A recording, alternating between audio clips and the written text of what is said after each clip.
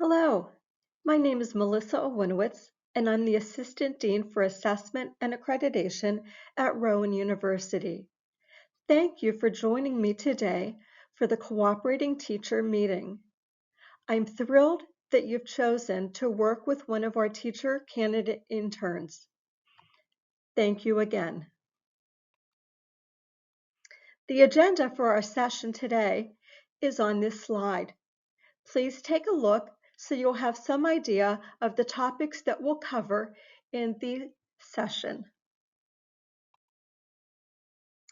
Our meeting norms for a productive session include using strength-based, growth-oriented mindsets, engaging in solution-oriented discussions and being open to multiple perspectives, reflecting on what's presented and shared, and if you need additional clarification or have questions about anything that I present, please email me at any time.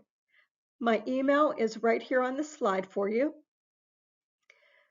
Throughout the session, please do stay engaged, listen actively, and reflect on the information that's presented.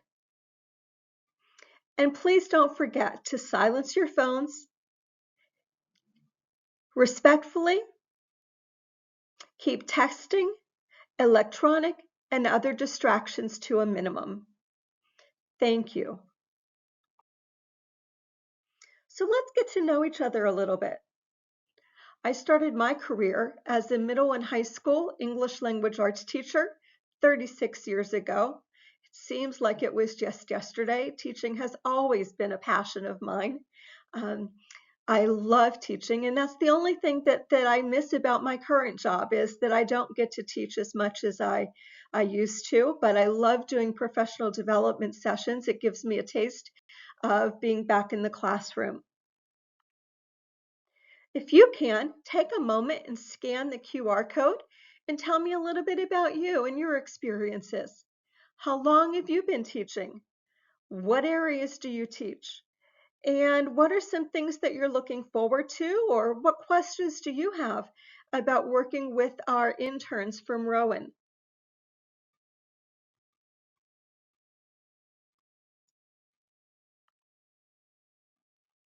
Thanks, I can't wait to see what the polls say. Our teacher preparation program at Rowan University's College of Education includes numerous different programs. We've been doing this for well over 100 years. You can see on the left-hand side of the slide all of the different certification areas that we provide here at Rowan. Some are our initial programs, some are advanced certification programs. In fact, if you're interested in one of the advanced certification programs, don't hesitate to send me an email and I'll be happy to send you some information about one of those advanced certification programs if you have an interest or a need. Right now, our initial programs, which are the students that you'll be hosting, they have Clinical Practice 1 and Clinical Practice 2, which was regulated by the New Jersey Department of Education several years ago. Clinical Practice 1 includes coursework with abbreviated clinical experiences in schools 2 to 3 days a week. While they're in your school classroom 2 to 3 days a week, they can do things like episodic teaching and planning, small and large group tutoring. While they're to really learn and understand the culture and procedures of your classroom and the school. They can do some grading, some periodic supervision, observations. So while they're there for Clinical Practice 1, the supervisor that's assigned to them from the university will come out several times. They won't be out every week or every other week, but they'll be out maybe 3 or 4 times throughout the semester, and they'll observe them. They also should be observed once formally by you. Now, please provide them continual informal feedback about their work with you. But do give them one formal observation, and I'll talk about the structure of that a little bit later in today's presentation. And they will get a midterm and a final issued by the supervisor. You simply have to acknowledge that you've read and agree with that. During clinical practice 2, they'll be doing their full-time student teaching internship. Most programs have a seminar course in the evening, 1 day a week. They will have a university supervisor that accompanies them during CP2, and the supervisor should be visiting them every other week and doing an observation during those visits. Those visits from the supervisor should be in person. Occasionally, something might arise where the supervisor has to do a virtual observation, but for the most part, those visits should be in person and those observations should be in person. You need to do one formal observation, though again, you'll be observing them informally and providing feedback continually while the student intern is with you. And again, you'll acknowledge the supervisor's midterm and final evaluation. That's the gist of clinical practice 1 and 2. Usually, the intern stays in the same placement for clinical practice 1 and 2 unless something unusual happens. The purpose is for them to see and work with the same group of students throughout the same experience. Okay?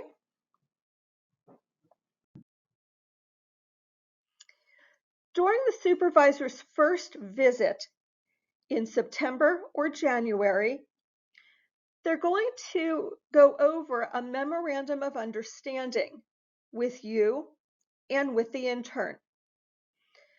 Your job is to just acknowledge that you've read and agree to the memorandum of understanding. It delineates the expectations for the intern, the supervisor, and the cooperating teacher. The intern's responsibilities are to plan, teach, and assess student learning. In CP1, they do it to a lesser degree. In CP2, clinical practice 2, they obviously take on more responsibilities. They also observe and reflect on teaching, their mentors, their own, and other teachers in the school. They complete an assignment called the Impact on Student Learning Assessment during CP2. They demonstrate and refine their content and pedagogical knowledge and skills. They also define and refine their professional dispositions. They demonstrate and support all learners, respecting individual learning and cultural differences and multiple perspectives. They communicate with others, stakeholders like teachers, parents, and counselors about the student's progress, and they communicate with you and with the university supervisor. What are your responsibilities? Well, you need to provide opportunities for the intern to plan, teach, and assess students using a variety of methods and strategies and practices. Hopefully, you'll scaffold the responsibilities of this intern incrementally over time. You'll model and demonstrate and make explicit your teaching practices, methods, and strategies. That's something I really want to hone in on. Too often, experienced, effective educators like yourself have internalized a lot of what they do as they teach. They make decisions without even sometimes being cognizant of what they're doing or why they're doing it. But when you're working with a student intern, it's really important to talk about the why and the how of what you're doing so that the student can understand what's happening in the classroom and why, so that they can see what's going on inside of your mind and they can begin to understand what makes effective teaching. You'll co-plan and co-teach with the intern. You'll observe the intern providing continual feedback in constructive, goal-oriented ways. You'll communicate with the supervisor, letting them know the goals you have for the intern, how the intern is progressing, what challenges the intern has, and how they're moving along. You'll formally observe the intern, documenting that observation once in CP1 and once in CP2. We have some surveys we're going to ask you to complete, and you'll consult with the supervisor on the final grade for the intern.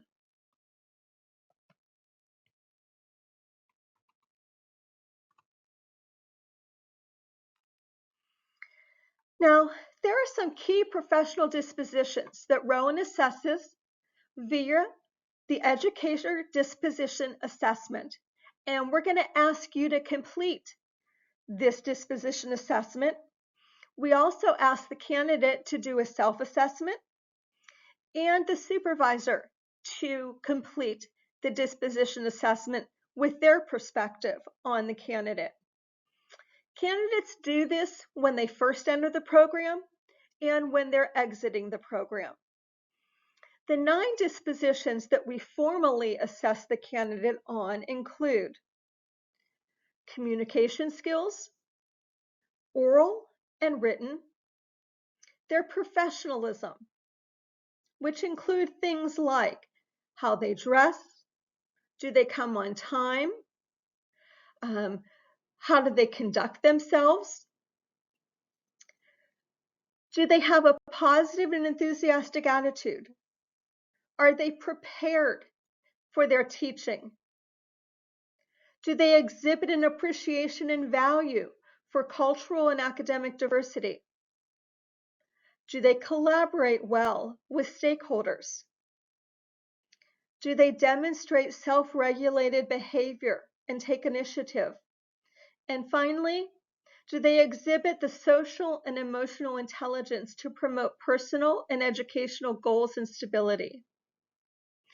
These 9 dispositions are really important to us.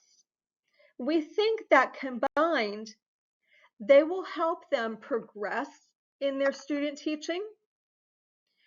They will help them become an effective educator.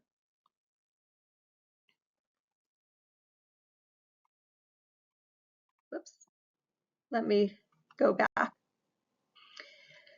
If you click on this QR code, please indicate other dispositions that you think are important for educators to have to be effective, because there are others like flexibility, resilience, compassion, and organization. These are not the only dispositions that help an educator be effective. We know there are others. Please take a moment and indicate some of the dispositions that you think are really important for an educator. Tenacity, perseverance, perhaps. I'll give you a moment.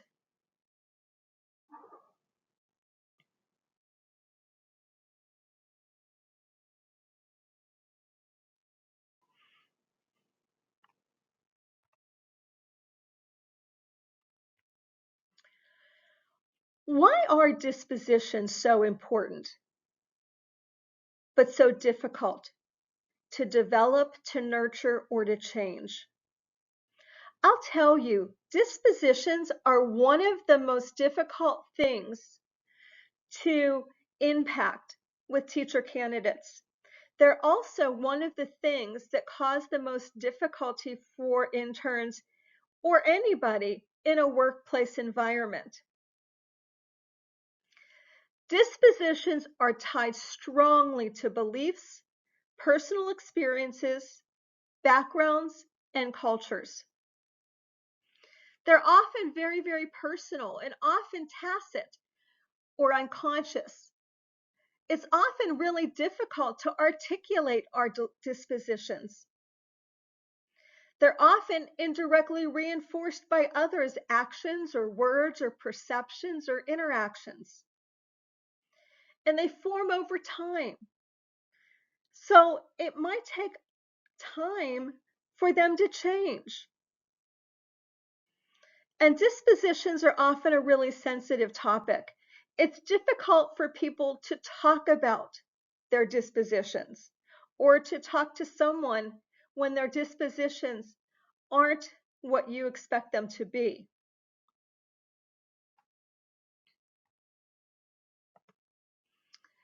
So if you have a candidate that is displaying dispositions that aren't what you expect them to be, first reflect,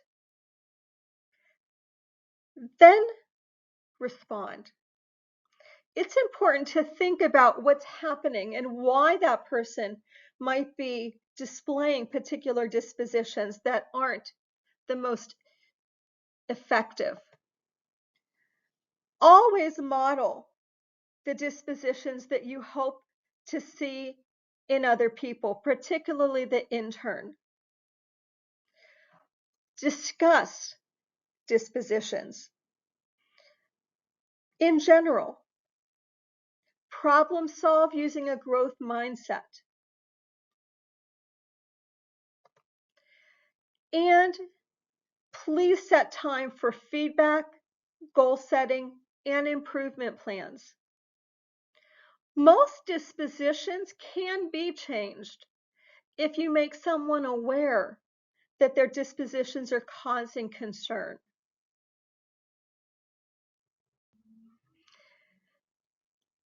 Interns can be set on improvement plans around dispositions. This is really important.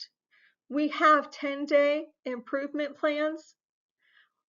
You can create those with the supervisor that identifies what the problem areas are and gives the intern specific steps to remedy whatever problems exist, whether they're dispositional or related to planning or content or practice.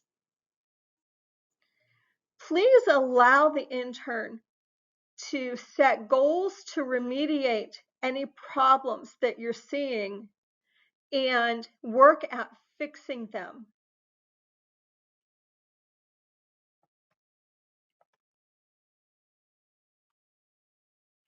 So helping students and interns with dispositions, be honest and sincere. I find it's usually helpful to use stems like I notice and I wonder. I noticed that when students give the wrong answer, you get frustrated. Or I notice when you don't know the answer to students' questions that you get frustrated. What are some ways that you can handle it better when students ask questions?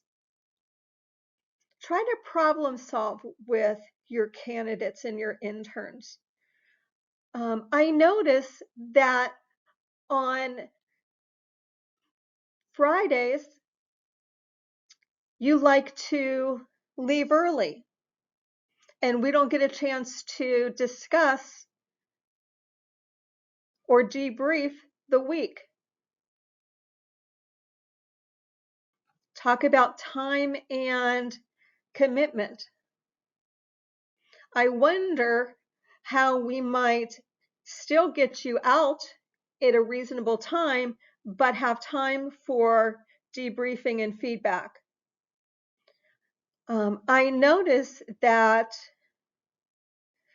You are taking advantage of casual Fridays, but I wonder if you could still dress more professionally by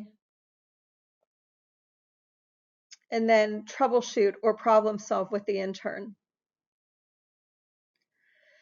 Please don't wait to address concerns that you have. I promise you they're simply not going to go away. You don't want to wait for frustration to develop for you or for the intern. Set specific goals. Bring up things that you see that you find concerning. It's just like a marriage. You don't want things to fester and irritate you and then become frustrating. If you don't feel comfortable addressing it yourself, please notify the supervisor and they can help you address issues that you're finding problematic or concerning. Even if it hasn't risen to the level of a problem, if it's something that's bothering you, find a way to talk about it, please. You're both adults, you're both there to ensure that the students are getting a good experience. Always model the disposition you want to see. If the student is on their phone all the time, please make sure that you're not on your phone all the time. You don't want to be hypocritical in asking the intern for things that you are also not modeling for them. Any progress that you see in the intern, please acknowledge it sincerely, just the way you do with your own students. Avoid sarcasm, never is it productive, and communicate your concerns with the supervisor. And if it gets to the point where you need to request an action plan, please do that. I can't tell you how many students, interns, are asked to leave a placement because of dispositions when things could have been rectified very easily with communication or with an action plan. It's really difficult to find an intern a new placement in the middle of a semester or from CP1 to CP2. Please communicate. That's the most important thing you can do. Thank you.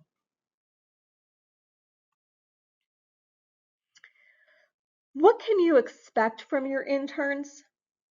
Well, when they get to you, remember, this is their student teaching. They've had the majority of their coursework.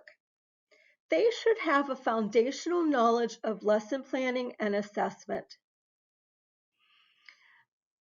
They should need to spend some time on their lesson plans, though. They don't intuitively understand lesson planning the way you do. They can't write little box lesson plans that simply have an objective and a blurb about what the students are going to do. They need to spend some time thinking through their lesson plan and jotting down questions that they might ask their students during the lesson and how they're going to assess students and how they're going to accommodate learners in their classroom who might need accommodations. And so help them think through that lesson plan.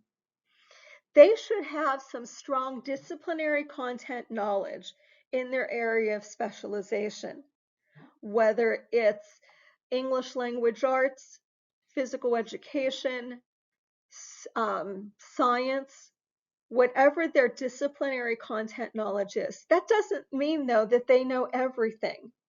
You know that the more you teach something, the more you know it.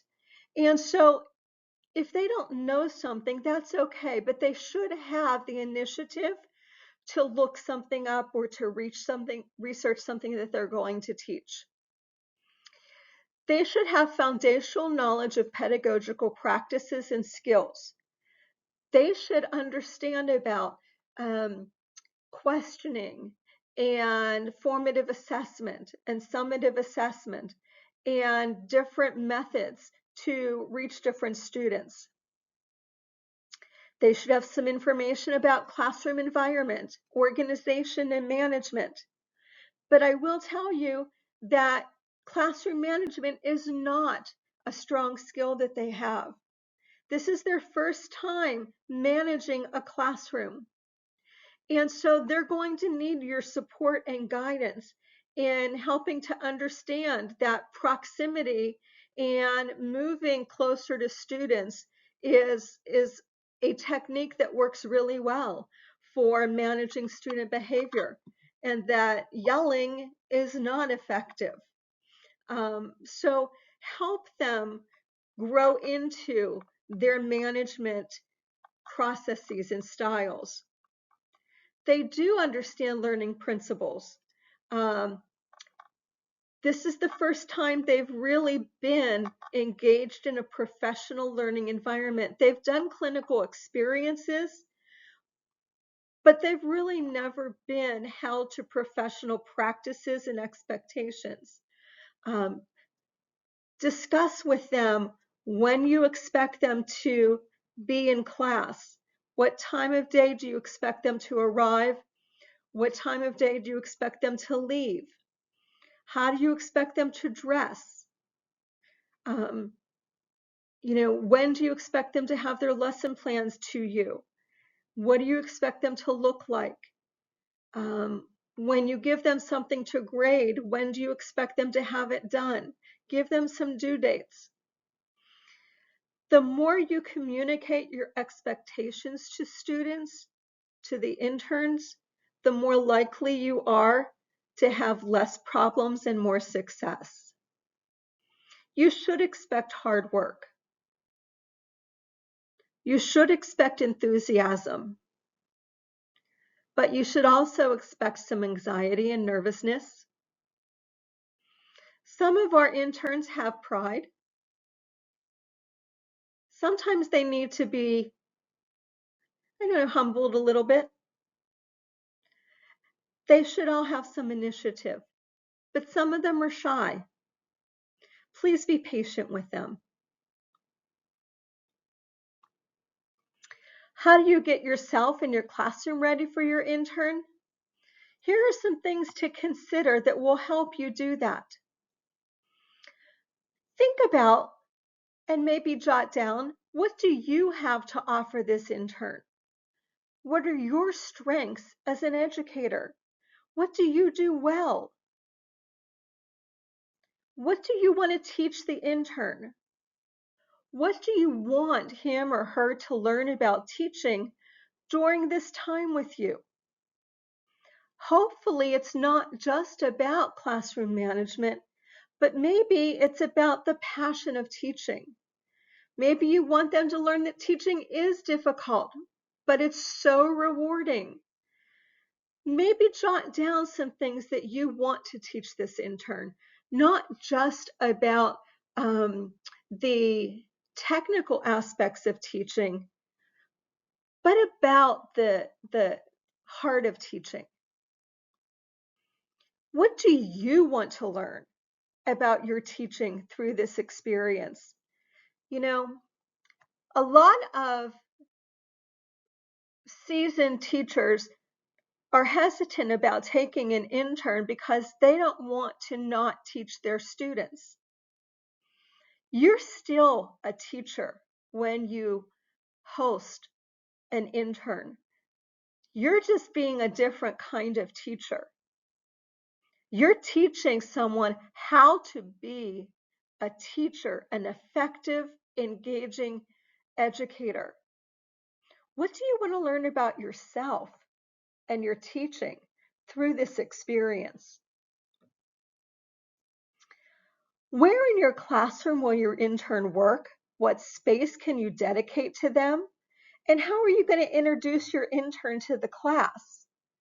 You don't want to just say, this is our student teacher.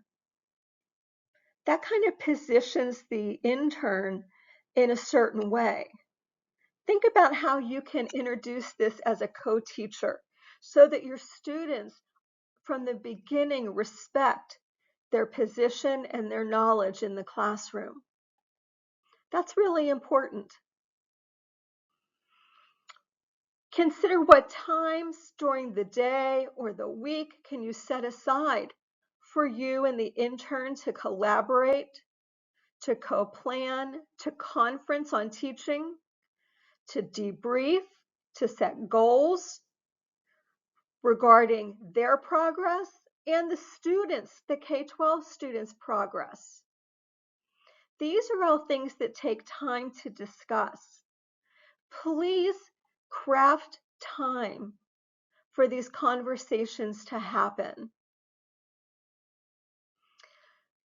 Can you develop a plan or a schedule for how the intern will gradually assume responsibilities in the classroom in a way that makes sense and is not overwhelming?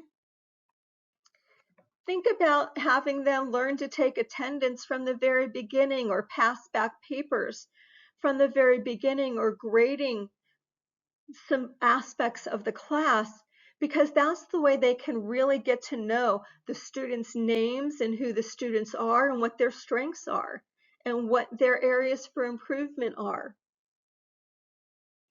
That's really important. In CP1, Clinical Practice 1, how can they begin to work with students in small groups, in episodic teaching where they're teaching a portion of a lesson or 20 or 30 minutes in segments so they can immediately be part of the classroom instruction and environment so students already begin to see them as a teacher and they can already get their sea legs, so to speak.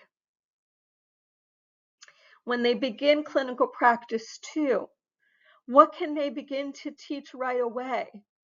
If they're teaching in high school and you have 3 sections of American history, don't give them all 3 at once, give them 1 so they can begin to acclimate and get their feet wet. What materials and supplies can you get ready for them before they even arrive? What books and textbooks and planners, what access to grade books and seating charts might they need? Do you have a space for them in the classroom, a desk set up where they can work? Does the intern know how to contact you? Have you already established contact with them to welcome them? Do you know how to contact the intern or the supervisor or the university? Have you established the expectations for when they arrive at school and where they should go, and do they have to sign in for dismissal, for any duties they have to do with you, for how they should dress, for the use of their phone? Should they use their phone? Should it be out on their desk? Should it be left in their car? What about smoking? Vaping. Please establish all of these kinds of expectations from the very, very beginning. Even things that you think you don't have to explain, it's better to get it all explained and talked about in the very, very beginning so that no surprises occur and you don't have to deal with uncomfortable situations later on. And then how can you make the intern feel engaged, included, and welcomed? How can you introduce them to the custodians and the secretaries and the staff and your colleagues and people on your team? How can you include them at lunchtime or in planning? These are all really important things. How do you make them part of the community of your school? Do you want them to come to parents' night How do you introduce the intern to your parents, especially at the elementary level? These are all things to think about now before the intern actually starts. I think these are all things to consider and to plan for to have a successful beginning, both for CP1, but most especially for clinical practice too. I hope these are helpful questions and areas of thought for you.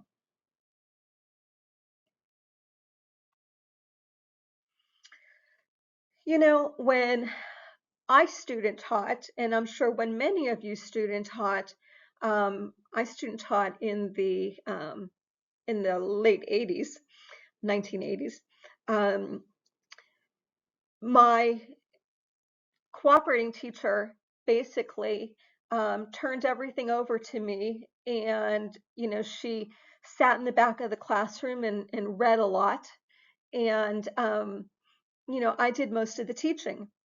And things now are very different. Students today are very different.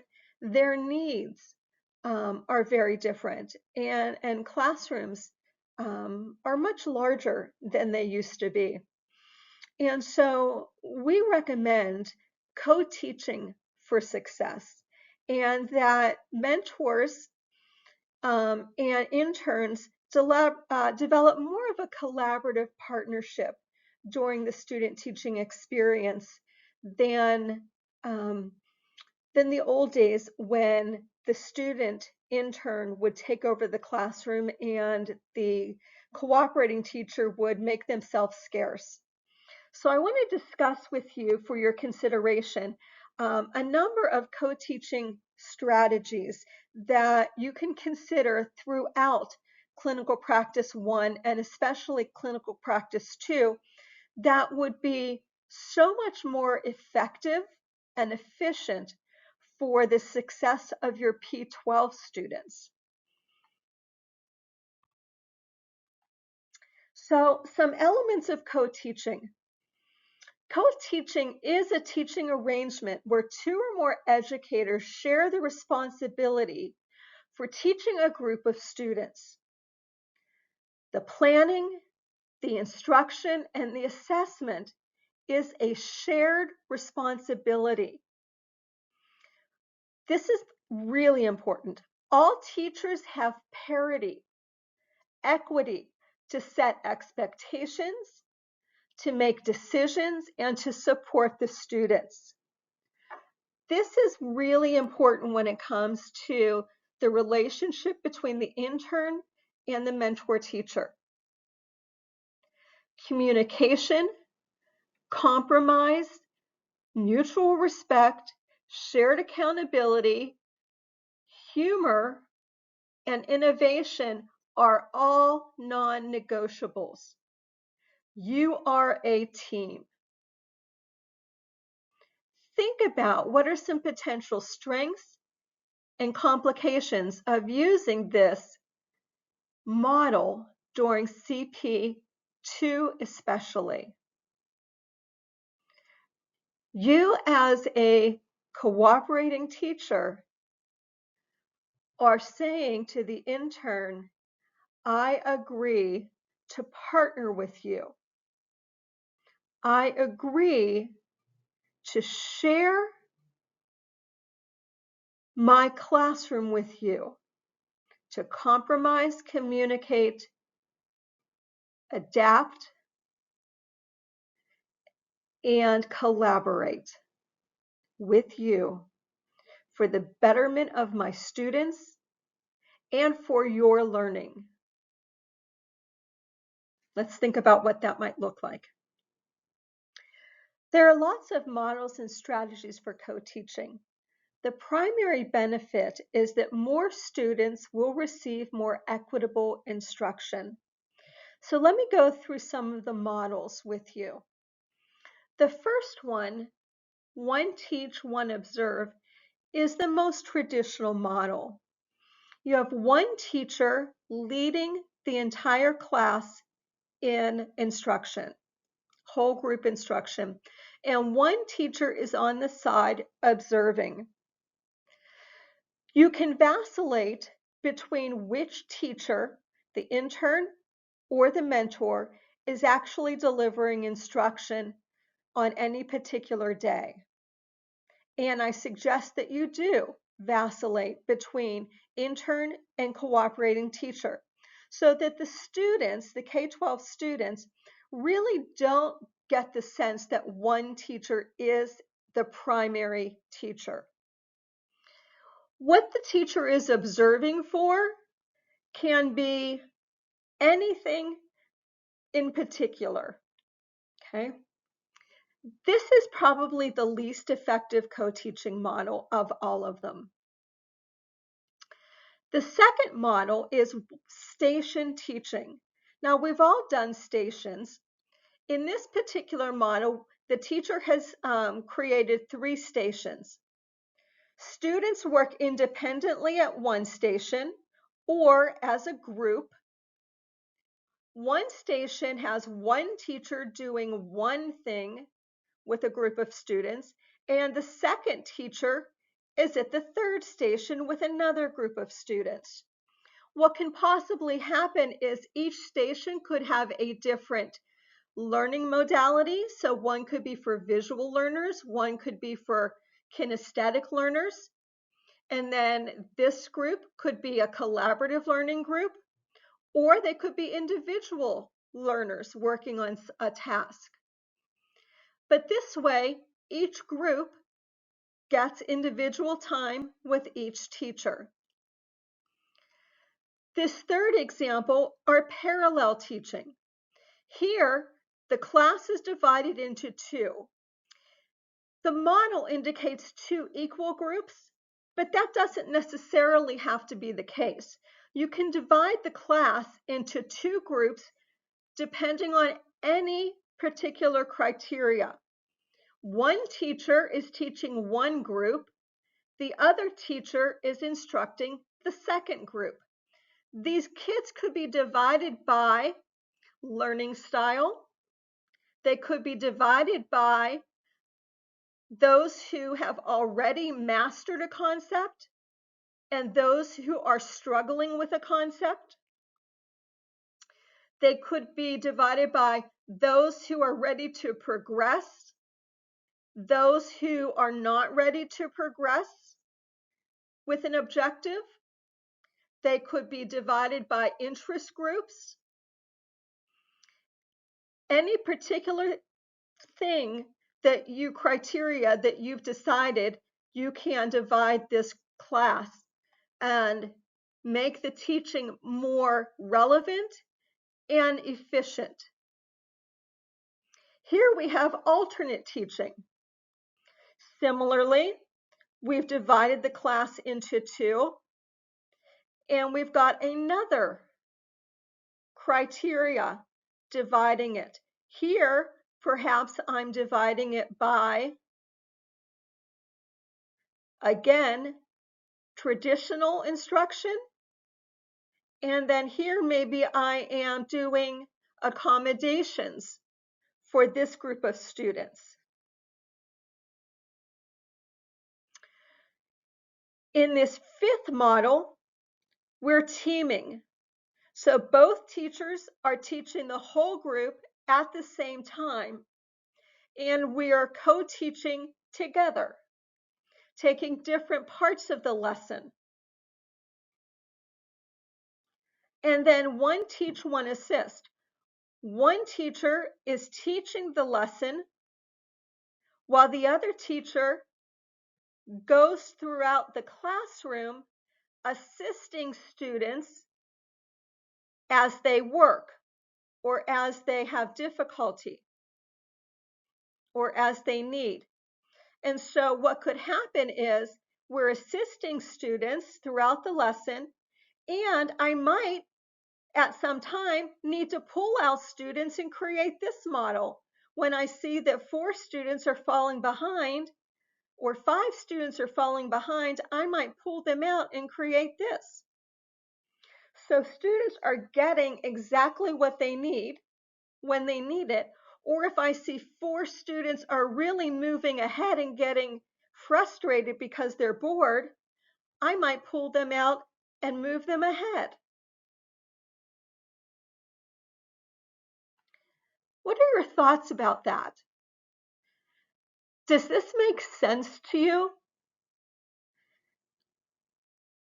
Do you think you could tailor your students' needs and interests to benefit your students? How might structuring your class and having the benefit of 2 teachers really impact student instruction in meaningful ways? How might your teaching improve and become more effective with 2 teachers in the classroom? Think about that. I hope sincerely that you'll consider trying some of these models. It takes co-planning, as you can see.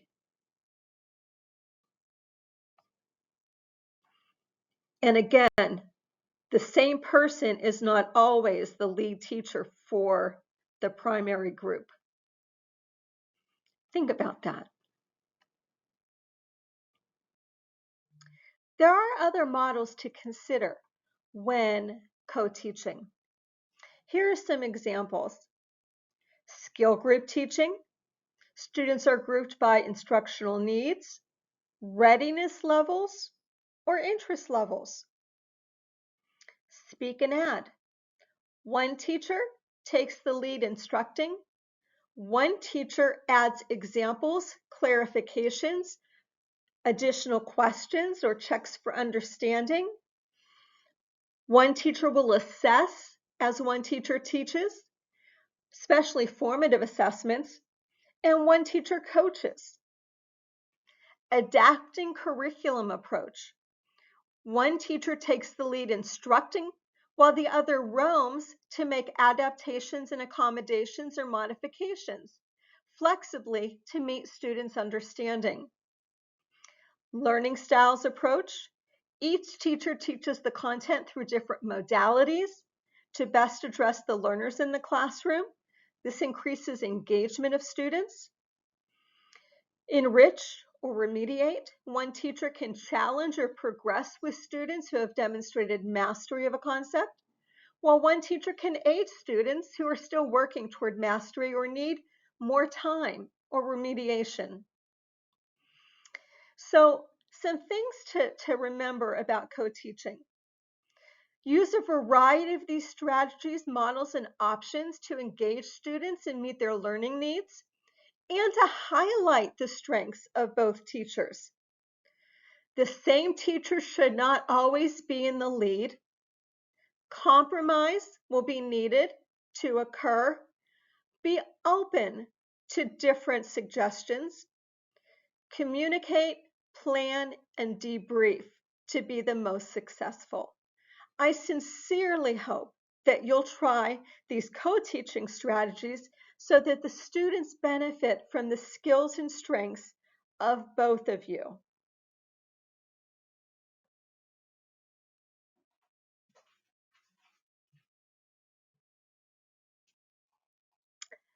Now we're going to start talking about understanding feedback, goal setting, and assessment.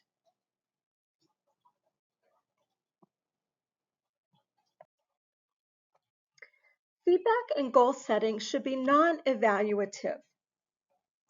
Some things about our framework for teaching. We use Danielson's framework for teaching in providing feedback and goal setting to our teacher candidates. The Danielson framework may be familiar to many of you. It has 4 domains: planning, classroom environment, instruction, and professionalism. Lesson plans should be received prior to instruction. Please provide guidance and feedback on candidates' lesson plans. Give them some global feedback and some specific feedback on what they might consider revising prior to implementing their lesson plans for instruction. When they give their instruction, please provide informal notes and debriefing, guidance, and feedback on what would make the most difference in their instruction. Please try to triage their feedback to what would provide the most difference in implementing their instruction. I'm sure, particularly at the beginning, they may have lots of areas for improvement. Please try to provide them with the 3 most important areas that they need to consider in their planning and in their instruction to make the most difference. Sometimes if you give them too much, they'll feel overwhelmed and get frustrated and really not know what to focus on. So if you give them 3 things that they can really focus on that will provide the most difference, it'll be much more effective for them. Classroom environment and professionalism. Please provide opportunities, document, and provide feedback and goals for them. For the most part, they'll be following your classroom environment, your professionalism, modeling, and your expectations for classroom management. So under goal setting, please prioritize the most significant actionable areas for improvement. Be realistic, specific, and empathetic. Describe and encourage problem solving. As hard as it may be, please don't advise. It's really hard to say that it's easy to say what you would do, right?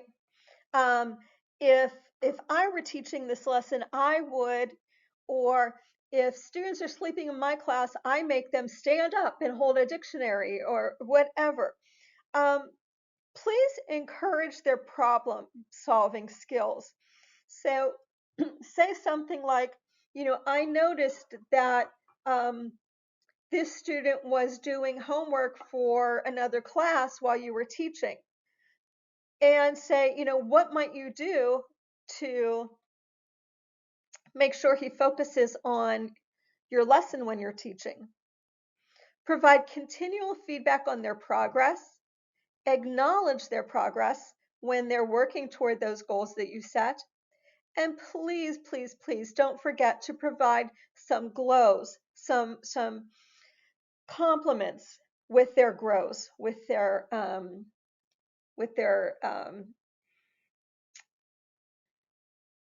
goals. Thank you.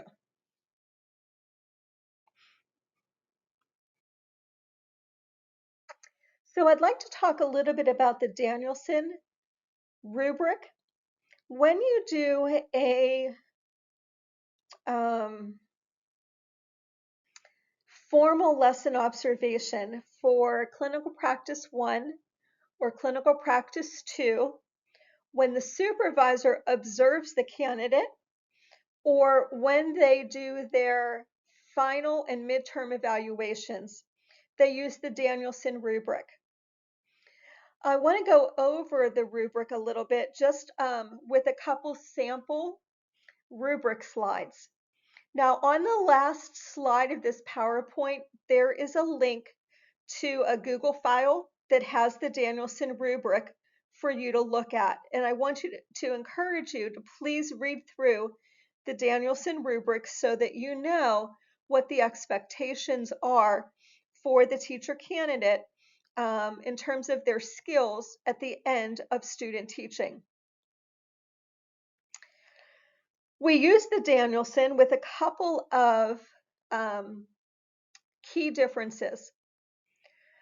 Those of you that are familiar with the Danielson know that this rubric is used not only for pre-service teachers, like the interns, but it's also used for in-service teachers like yourselves. We have changed the first category from basic to emerging because that's where our candidates are in pre-service 1. Clinical Practice 1. They are emerging. We have changed the distinguished category and we've made it gray because it's distinguished, it's aspirational in our minds for pre-service teachers.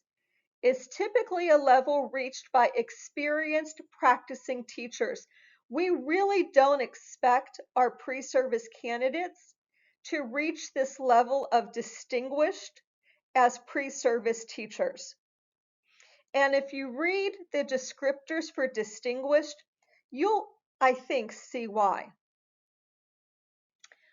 We expect at the end of Clinical Practice 2, our student teachers to be minimally developing or proficient. These are the areas they need to score to complete student teaching, developing or proficient at the end of Clinical Practice 2. Okay? Some of them may be all proficient, and that's great. You might have the occasional indicator that is distinguished. We think that that's probably an oddity. All of our candidates should not be emerging at the end of Clinical Practice 2 on any indicator. In Clinical Practice 1, they may be emerging.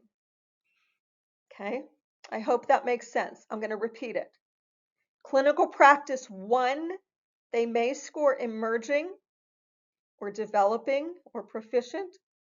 Clinical Practice 2, they may score emerging and developing or proficient on observations, but on the final evaluation, they should be developing or proficient on the final evaluation on the indicators. So let's look at this one just for a moment. Emerging. The teacher lacks sufficient knowledge of content and pedagogy. This is on component 1A, indicating there are blatant errors in content. They may give misinformation to students. They miss key information during the lesson. They don't consider prerequisites when planning a lesson, and they might use inappropriate strategies during their lesson. That's emerging. There are clear problems in the lesson. A developing, they have understanding that partially supports student learning of new content. They've got basic understanding of the content, but may lack the conceptual understanding. They might have some inaccurate or incomplete knowledge of prerequisites. They have limited use of strategies. Maybe they use the same strategies no matter what the content is. And they may have some minor errors in instruction, but it doesn't really affect the student's learning. And then proficient, they know the key concepts, they have clear explanations, examples, and models. They have strategies that are suitable for content, accurate responses to student questions, and they develop their own knowledge. This is where we expect students by the end of student teaching. Now, distinguish, just so you know,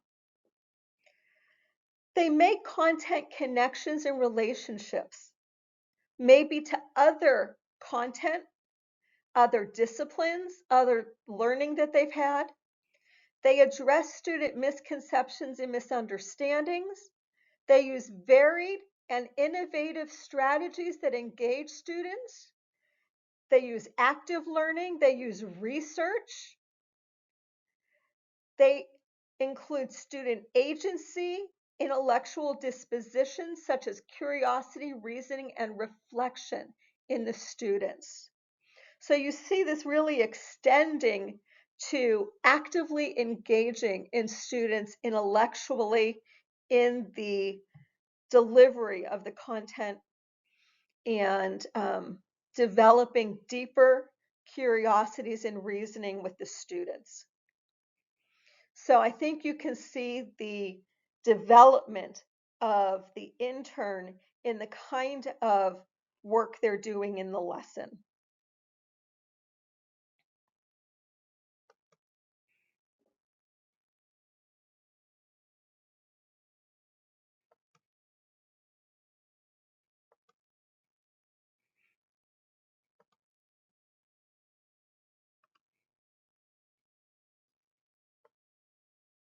Similarly, here's an example from component or domain 4 principled teaching, component 4D, contributing to school community and culture. So here, for emerging, we've got the teacher is not an active member of the school community or contributes negatively to the community. The teacher's relationships with colleagues are negative or combative. The teacher avoids activities promoting professional inquiry or only participates when required, and they avoid involvement in school events, projects, or initiatives. Developing, the teacher has cordial relationships with colleagues, but may not have trusting or collaborative relationships. They participate in professional inquiry when invited, and they participate in school events, projects, and initiatives. Probably a lot of our student teachers will be developing.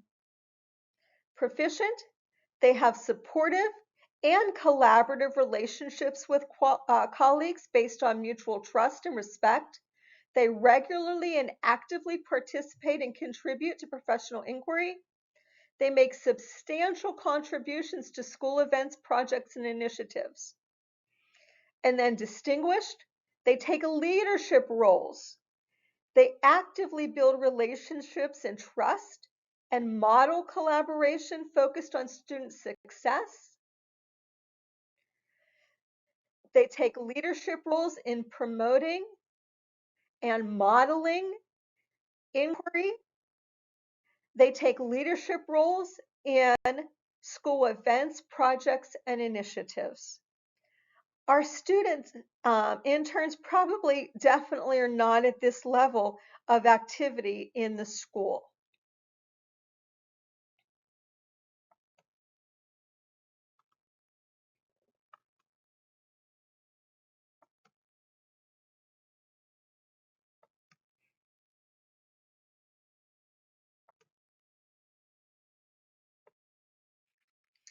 So as a summary, considering the rubrics we've examined, there's some generalizations that can be made regarding the 4 buckets of proficiency levels.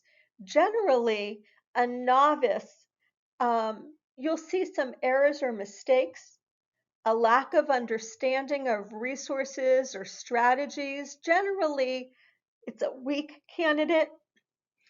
They need some support. There's often a lack of awareness or initiative, and they're unprepared. Developing candidates may have occasional errors, though they generally understand concepts or principles. They use several pedagogical strategies, but in limited ways. They've got some management or awareness skills, and they make effort and initiative, and they understand what to do, though they may have some limited success in implementation. Proficient categories have strong content and pedagogical skills. They understand and use a variety of strategies like flexible grouping, stations, effective instruction, and they do have an impact on student learning. They engage students in the instruction. They might differentiate instruction. What you see at the distinguished level are connections across disciplines, across subjects. They make learning relevant for students. Their instruction is very student-centered, inquiry-based. They challenge learners appropriately. Students self-regulate in these classrooms. They self-direct learning. They have choice and autonomy. The students collaborate and exercise agency. The students actually plan and collaborate in their learning, and the teacher serves more as a guide or facilitator. So that might help you a little bit distinguish between the novice, the developing, the proficient, and the distinguished intern. Here is a link where you can access all of the rubrics in the Danielson framework, and I do hope that you'll familiarize yourself before you do the actual observation in CP1 and CP2. So the observation tool that you'll use is located in our TK20 online system. I will show you how to get to that very shortly in this presentation. So complete your observation towards the end of CP1 and the end of CP2. You can do it by yourself. You can elect to complete it while the university supervisor is completing one of their observations. But yours does not have to match the supervisor's, even if you complete it on the same observation. Each indicator on the rubric is scored emerging, developing, proficient, and distinguished. CP1 candidates can earn emerging, developing, or proficient on any indicator. In CP2, candidates can earn emerging, developing, proficient on any indicator. We believe distinguished would be rare and aspirational for a pre-service candidate. On the final student teaching evaluation, the candidate must earn developing or proficient on each indicator is rated by the supervisor in consultation with you, meaning they must have demonstrated that skill during student teaching. Please know that we do not consider the candidate's score a reflection of the supervisor or of the cooperating teacher. Please do familiarize yourself with the indicators so that you can help the intern have an opportunity to demonstrate the skills and proficiencies indicated on the assessment. Thank you. If you have any questions, please don't hesitate to send me an email or ask the supervisor.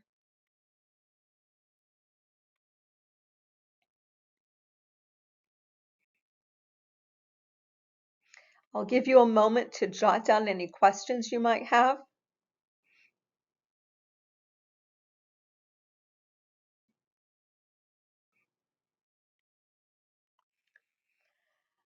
During CP2, Clinical Practice 2, the interns must complete an assessment called the Impact on Student Learning Assessment. They used to complete the EdTPA, which was a state assessment that they completed. This was removed 2 years ago. It was a costly assessment. It required students to complete a series of 3 lessons that they recorded, wrote a number of pieces for, and sent off to Pearson to be scored nationally. When this was removed, we replaced it with the Impact on Student Learning Assessment that I'd like to tell you a little bit about now. It is much less rigorous and it doesn't cost students anything, but they do need to complete it during CP2. The first part of this assessment is that they plan for instruction with one of their classes. In planning, they consider the context of this class, they consider the class's prior knowledge, the curriculum, and resources available, and they write a lesson plan for that lesson. They use Universal Design for Learning. They also create some formative assessments, and they create the materials and resources for this lesson. They submit this lesson plan as well as a narrative that describes the context, the prior knowledge, the curriculum, and resources. Then they teach this lesson. The supervisor observes it, and during the lesson, the intern collects data on student learning from formative and summative assessments associated with the lesson. They also make notations of any deviations they made from the lesson plan due to formative assessments during instruction. After they teach the lesson, they write an analysis of student learning and a reflection of the lesson. They share data on their student learning and debrief on their use of the formative assessments. In their reflection, they write about what students learned, their impact on student learning during the lesson, the effectiveness of their strategies in instruction, any obstacles or barriers to student success, and their take on what they would do the next time they were instructing students. And they reflect on their teaching. This is scored by the university supervisor. If you want to take a look at this assessment and the rubric, there's a link to it on the last slide of this PowerPoint. We ask that you assist students, the interns, in their planning for this. It should not be something that does not fit with your curriculum. It should be a regular lesson that fits aligned with the curriculum as it is progressing in their teaching. It should be nothing special. If you have questions about this, please let me know. You can feel free to email me or the supervisor. The elementary, early childhood, or BAIE programs should have a literacy component to it. It doesn't have to be a literacy lesson or a reading lesson. It can be in math or science or social studies, but there should be some kind of literacy element to it. Okay, accessing TK20 Rowan's data management system. This is where we store all of our assessment data. Each of you will receive an email from Dennis Rivera, my assessment coordinator, at the beginning of the semester informing you an electronic binder is available in TK20 for you to access and use during CP1 or CP2. Please reply individually to this email to obtain your username and temporary password. An account has been created for you. You will be prompted to change your password when logging in. Not your ID, but your password. Please do so and secure your username and password for future logins. Please write this down because we will not have access to your password. Only you will have that. This is the email that you will use to log into TK20. If you have used TK20 in the past as a cooperating teacher, you may use the same login credentials or email Dennis if you can't remember your username. If you do not receive this email from Dennis by the end of September or January, please email or call Dennis at this email and alert him, and he will take care of it for you. His email and phone number are at the end of this PowerPoint as well. Once you log in with your username and password, you'll be taken to this screen. You'll see your name up here on the right and this task list on the left. Please click on Field Experience.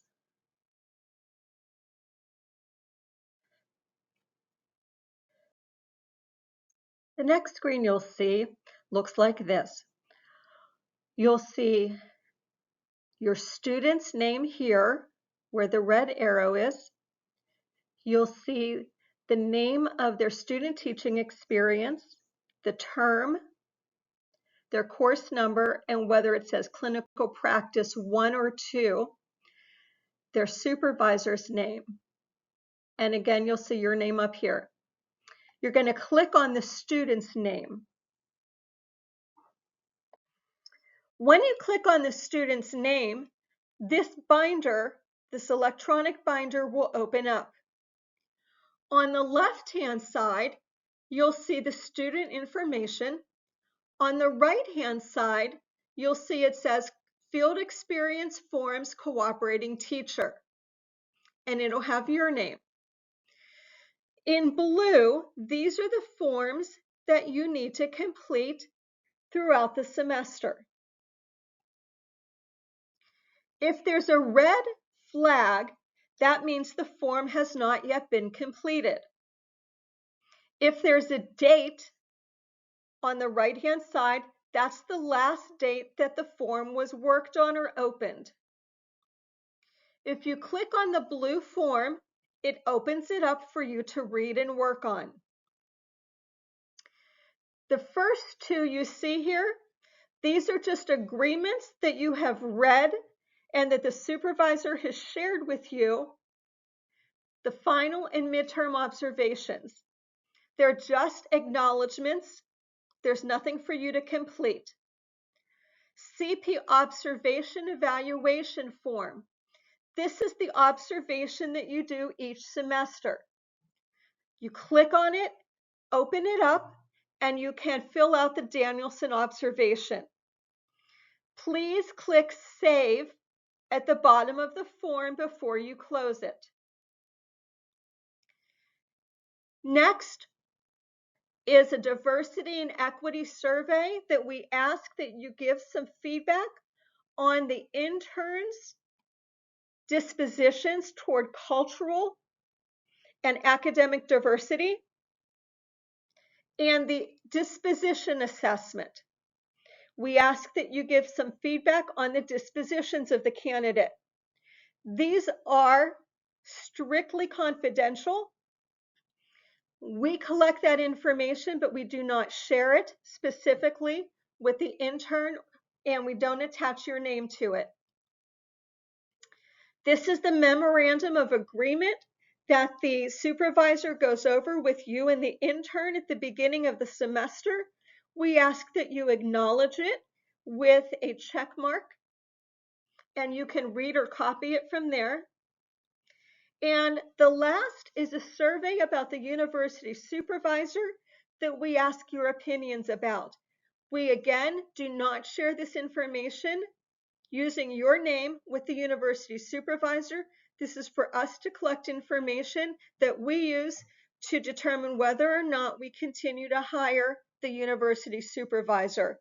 And so we ask your feedback. Now, whenever you complete one of these forms, we ask that you hit save before you close it.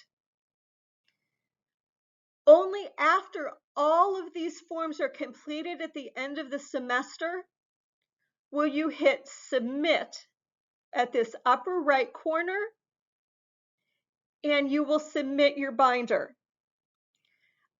Unless all forms are completed, you cannot submit the binder. This is all of the requirements that we require of you each semester. The forms may change or look a little different depending on what program you're working with. But this is how it will be presented. If you have any questions, don't hesitate to contact me, the supervisor, or Dennis.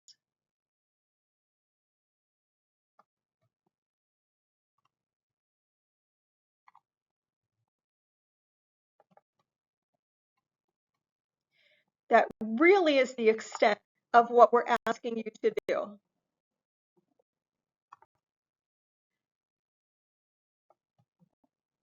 If I can get to my last slide. I'm having difficulty advancing. I think my computer's gotten tired, and I'm sure you have too.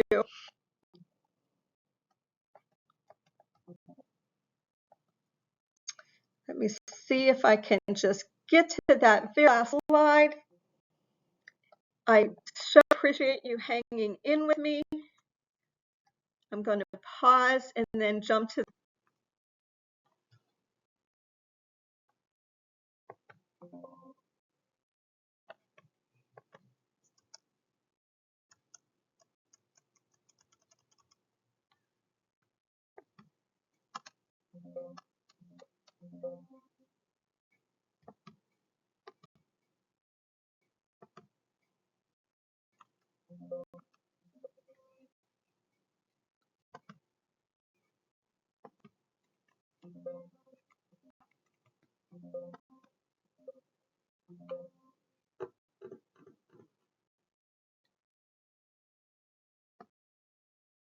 I can't thank you enough for spending this time with me. On this slide, I have a number of resources to help support you in your work, in engaging with supporting our clinical interns as they enter the classroom and refine their skills as a teacher. My name and email and phone number are here, as are the email and phone number for Dennis Rivera. The Office of Clinical Experiences, Lori Haynes, who takes care of arranging the clinical placements, is also here. You'll see our College of Education website. The Clinical Teacher Handbook is also linked here. I've included some readings and materials on co-teaching, feedback, and coaching on a Google Drive, as well as a copy of the Danielson Framework for Teaching rubric and the impact on student learning prompt and rubric. Please access the Google Drive for those materials. If you have difficulty accessing the Google Drive, please email me and I'll be happy to send those materials to you in another format. If you have any questions or need any assistance working with the student teacher throughout the next academic year, please don't hesitate to reach out to one of us or the university supervisor. We are so thrilled that you've chosen to engage in this most important work with us. Thank you, and I wish you a most successful academic year. Goodbye.